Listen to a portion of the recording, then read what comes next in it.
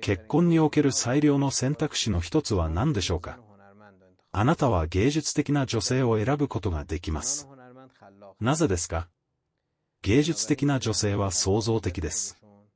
このため、彼女たちはその創造性を活用して、人生で直面する多くの問題を解決することができます。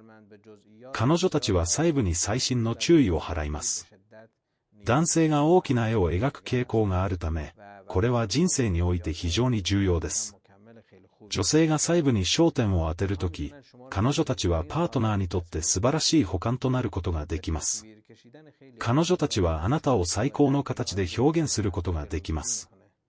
視覚化は、感情を効果的に表現するため、夫婦間の対立や課題を防ぐのに役立つことがよくあります。例えば、彼女たちは、今、私はこう感じています、と言い、あなたを常に情報の輪の中に入れておくでしょう。Et le dernier point, qui est vraiment intéressant, est qu'elles voient le monde à travers le prisme de leur cœur. Les artistes voient le monde du point de vue de leur cœur. De nos jours, nous savons que le cœur et le cerveau sont profondément connectés et peuvent s'aligner l'un sur l'autre. Cette perspective centrée sur le cœur peut nous rendre plus conscients de divers problèmes et défis et nous guider vers une bien meilleure Foresight pour l'avenir.